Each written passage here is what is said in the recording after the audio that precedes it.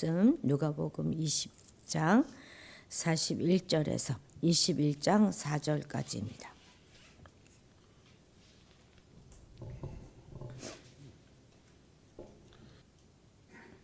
(20장 41절에서 21장 4절까지) 한 목소리로 읽겠습니다.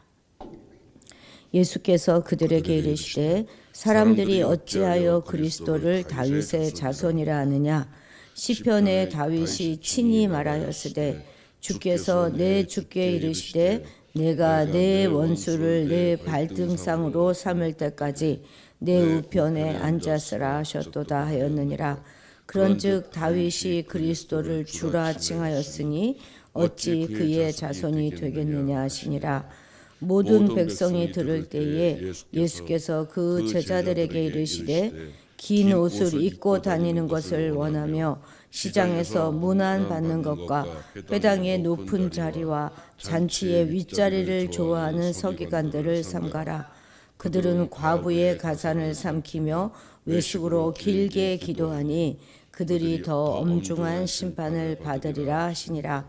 예수께서 눈을 들어 부자들이 헌금함에 헌금 넣는 것을 보시고 또 어떤 가난한 과부가 2렙돈을 넣는 것을 보시고 이르시되 내가 참으로 너희에게 말하노니 이 가난한 과부가 다른 모든 사람보다 많이 넣었도다. 저들은 그 풍족한 중에서 헌금을 넣었거니와 이 과부는 그 가난한 중에서 자기가 가지고 있는 생활비 전부를 넣었느니라 하시니라. 아멘. 예. 이제 종교 지도자들과의 논쟁이 막바지로 이제 향하면서 예수님의 비난의 수위도 더 높아지고 있습니다. 특별히 성전 유대교를 이끈 종교 지도자들이 얼마나 타락했는지, 또 그 중심에 있는 성전 시스템이 어떻게 작용하고 있는가 하는 것들을 말씀해 주고 있습니다. 종교 지도자들은 다 자기들의 그 필살기를 들고 나와가지고 예수님께 대결을 신청하였지만 이제 완전히 보기 좋게 패배하였습니다. 이 같은 일련의 사건들을 통해서 주님은 종교 지도자들이 물었던 그 권위에 관하여 정확한 답변을 주고 계시는 거예요. 지금 예수님이 가지고 계신 그 권위는 바로 하나님께서 주신 참 권위다, 이렇게 말씀하고 계시는 것입니다. 이제 사두개인들과의 부활 논쟁에 이제 그 뒤에 말미에 서기관이 이제 끼어듭니다. 41절 같이 읽겠습니다. 예수께서 그들에게 이르시되 사람들이 어찌하여 그리스도를 다윗의 자손이라 하느냐. 아멘. 이것은 이제 예수께서 자신이 그리스도, 메시아다 하는 사실을 계시하기 위해서 던진 첫 번째 질문입니다.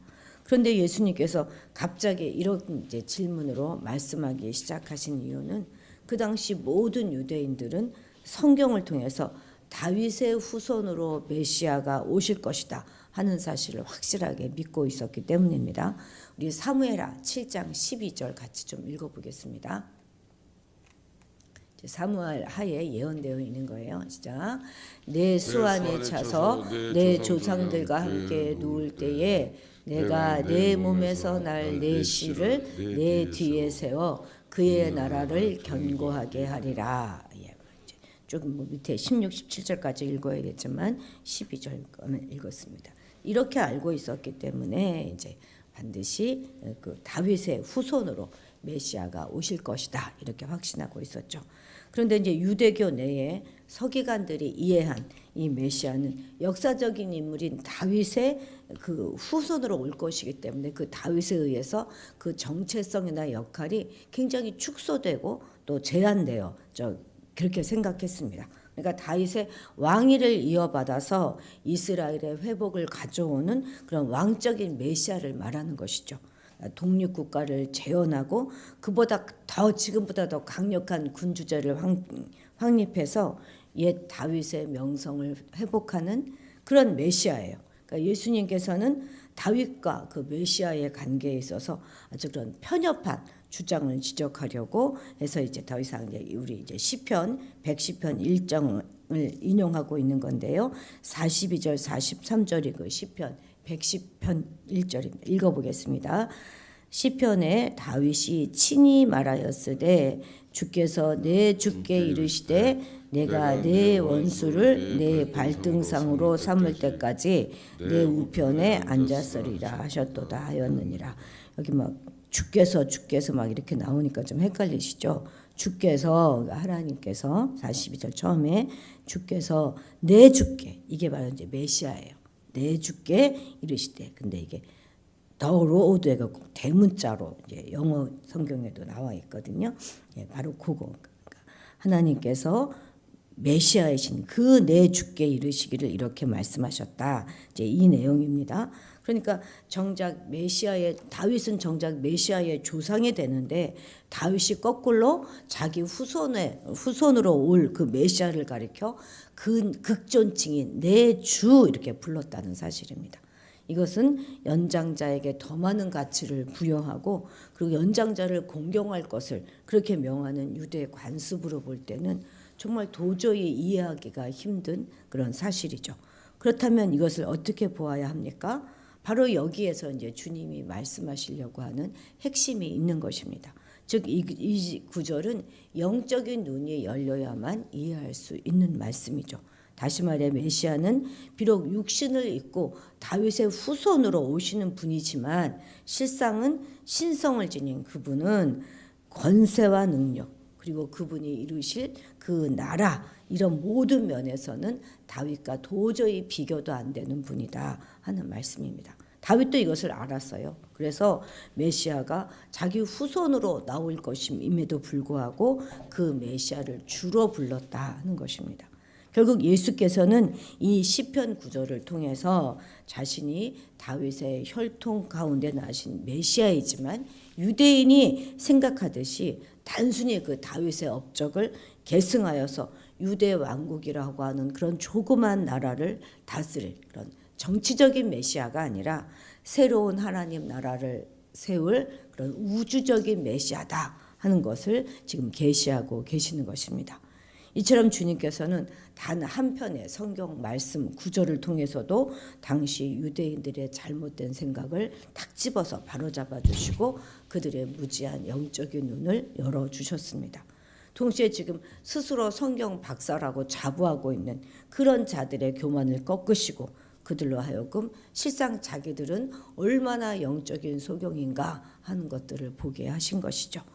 우리는 세상 사람들이 지니지 못한 하늘의 신령한 지혜를 지닌 자들입니다.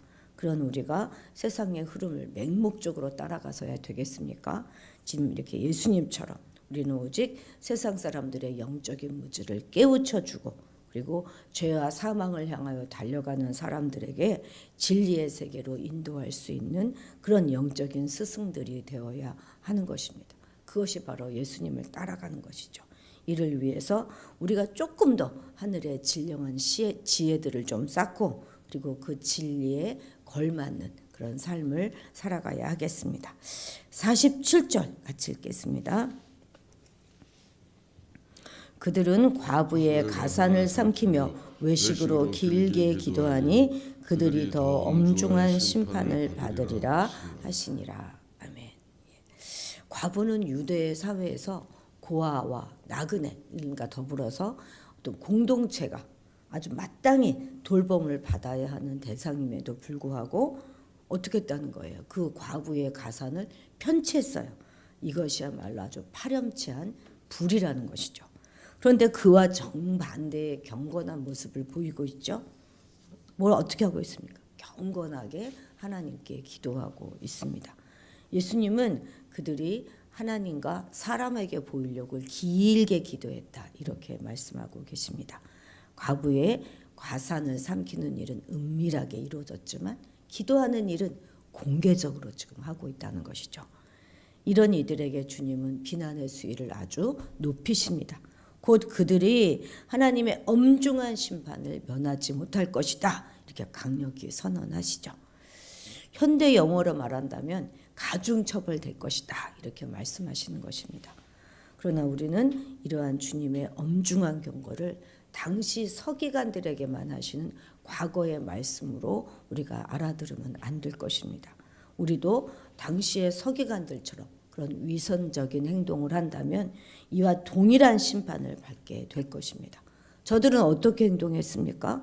그들은 서기관이라는 지위를 이용하여서 온갖 특권을 누리기에 바빴습니다. 그들은 남들과 구별되는 긴 옷을 입었고 그러면서 막 거들먹거리고 다녔어요. 보통 사람들이 이제 이 정도 길이다 자기네는 더 길게 수를 늘리는 거죠. 그리고 회당이나 연회석 또는 시장 이렇게 사람들이 많이 모이는 곳에는 의례 상석에 앉거나 문안을 즐기고 랍비로서 대접받기를 아주 좋아했습니다. 그런데 이처럼 자신들이 누린 사회적인 특권만큼이나 자신들의 이 사회에 해야 될 책임과 의무를 다했느냐? 그렇지 않다는 거죠. 오히려 율법의 정통한 점을 악용하여서 보호받아야 할 과부의 그런 과부와 같은 그런 약자들의 재산을 가로채고 자기 배를 불리는 데만 급급했다는 것입니다. 그런데 더 심각한 것은 이러한 범죄를 저지르고 후회하고 하나님 배 나와서 회개한 것이 아니라 더 유창한 기도로 그럴듯한 기도로 자신을 위장하려 했다는 것입니다. 내면은 더욱 탐욕으로 더러워지고 가득하고 겉모양은 경건으로 치장한 그들은 하나님을 전혀 두려워하지 않습니다. 사람들에게 할 수만 있다면 많은 대접을 받기를 기뻐하죠. 우리 인간이 만든 실정법에도요. 같은 범죄지만 죄질이 더 나쁘고 사회적인 위해의 가능성이 높을 때는 가중처벌 받습니다. 예를 들어서 폭행죄를 예를 들면 낮에 그냥 맨손으로 자기 혼자서 범행을 저질렀을 때는 그냥 단순 폭행죄예요. 그렇지만 밤에 그것도 흉기를 소지하고 또 한 걸음 더 나가서 여럿이 함께 범행을 하면 그것은 특수폭행죄로 더 가중한 처벌을 받습니다. 왜 그렇습니까? 그것은 죄질이 아주 나쁘고 위험의 강도가 훨씬 높기 때문이죠. 이처럼 하나님께서도 자신의 악행에 대해서 회개하기는커녕 오히려 사람을 기만하고 더 나가서 하나님까지 기만하려고 하는 자들에 대해서는 더 그 책임과 중한 심판을 내리신다 하는 말씀하시는 것입니다. 우리는 결코 우리의 죄를 거룩한 종교 행위로 위장하려고 하는 어리석음을 범해서는 안 될 것입니다. 잘못을 범했을 때는 겸손과 회개의 마음으로 즉시 하나님께 나가서 용서를 구해야 합니다. 그럴 때만 죄인을 구하려 독생자까지 보내주신 하나님께서 자비와 은총을 베푸셔서 용서해 주실 것입니다. 우리는 정말 하나님과 사람을 속이려고 하는 위선적인 그런 가증한 위선을 행하지는 말아야 하겠습니다. 21장 3절 4절 같이 읽겠습니다. 이르시되 내가 참으로 너희에게 말하노니 이 가난한 과부가 다른 모든 사람보다 많이 넣었도다. 저들은 그 풍족한 중에서 헌금을 넣었거니와 이 과부는 그 가난한 중에서 자기가 가지고 있는 생활비 전부를 넣었느니라 하시니라. 아멘. 성전에 나온 한 과부가 2렙돈을 헌금함에 넣었는데요. 주님은 그것이 그녀의 생활비의 전부였다 이렇게 말하고 계십니다. 그렇습니다. 우리 주님은 우리 모든 사람의 형편과 재정 상태까지 모두 다 알고 계시는 분이십니다. 이렇게 사람들의 세세한 형편까지 다 알고 계신다는 사실을 증거해 주는 성경의 본문은 정말 여러 군데 많이 나옵니다. 우리가 뭐 언뜻 생각해도 사르밧 과부에게 엘리야를 보내셔서 공개하도록 하잖아요. 또 아나니아와 삽비라 부부는 어떻습니까? 그들이 땅판동 일부를 감춰두었다 하는 것을 이미 알고 계셨어요. 이처럼 우리 하나님은 우리 마음만 알고 계신 것이 아니라 우리의 구체적인 삶과 형편까지도 다 알고 계신 분이라는 사실로 이 아침에 위로받으시기 바랍니다. 그런데 여기서 물론 이제 말씀하실 때 부자들을 다 싸잡아서 비난하는 그런 의도는 없으십니다. 부자들의 모든 헌금은 그런데 탐욕으로 축적한 그 부의 지극히 작은 부분을 하나님께 드리고 있습니다. 그것을 드리면서 경건을 확보하려고 하는 그런 외식을 지금 주님은 고발하고 계시는 것이죠. 주님의 초점은 어디에 있습니까? 이 과부에게 있습니다. 그녀는 이 두 렙돈이 그녀의 전 재산이었어요.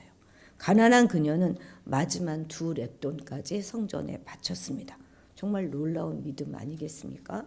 그리고 오늘 우리가 본받아야 될 신앙의 모습이기도 합니다. 예수님께서도 그 가난한 그녀가 어떤 부자보다 더 많이 넣었다 이렇게 말씀하셨습니다. 그런데 이거를 예수님이 칭찬하고 있다 이렇게 보시면 안 돼요. 물론 칭찬받을 만한 일이죠. 자기 전 재산을 주님께 드렸으니까.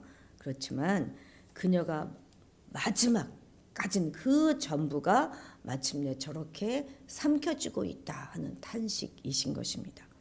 과부가 생활비를 전부 다 넣으면 안 되잖아요. 먹고 살게 해야 되죠.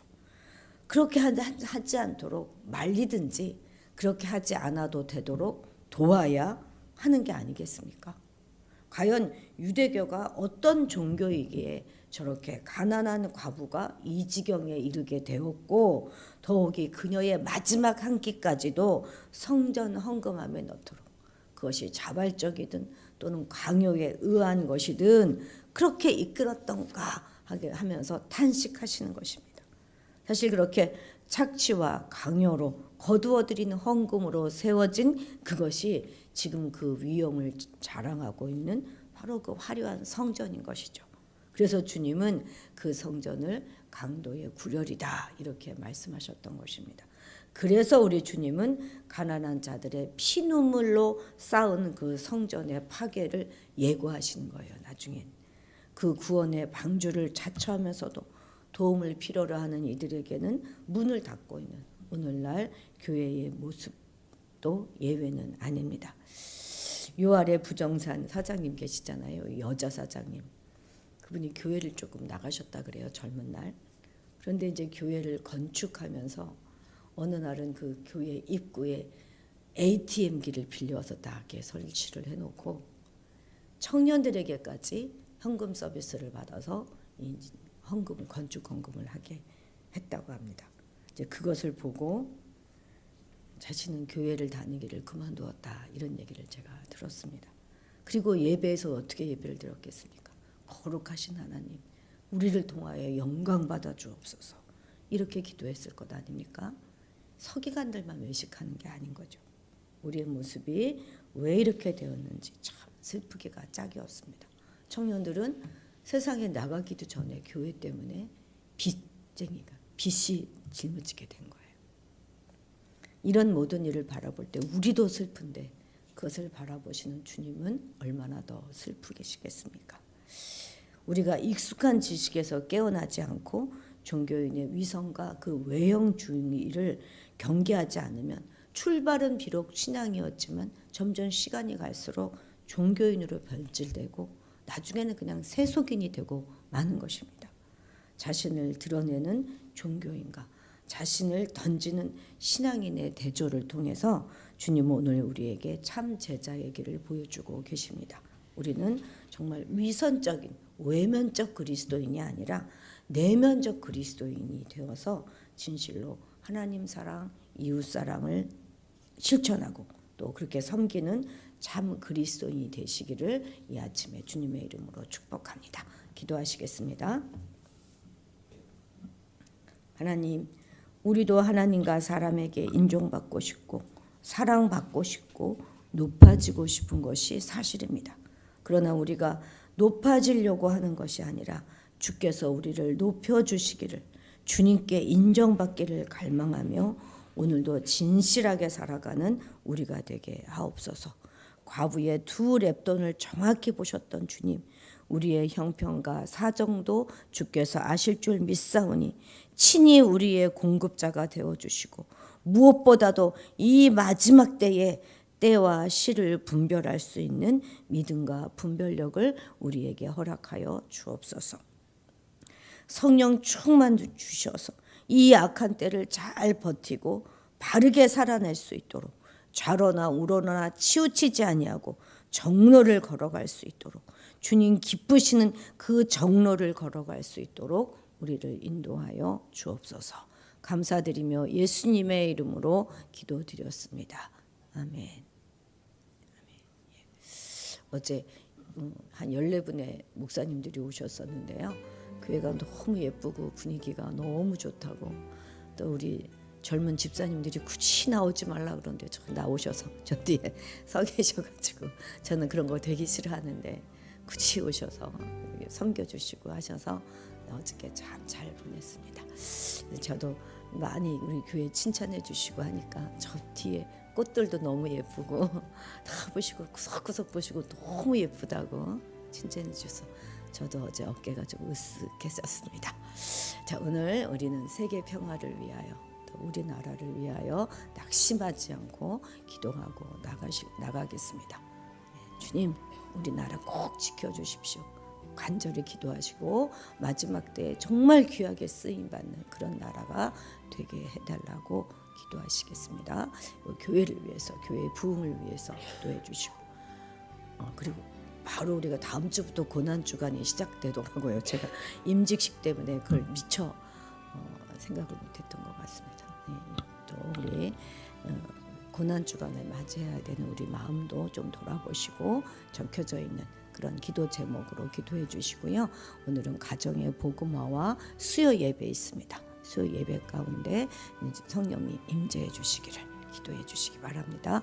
다 같이 주님의 이름을 크게 부르고 기도의 자리로 나아가도록 하겠습니다.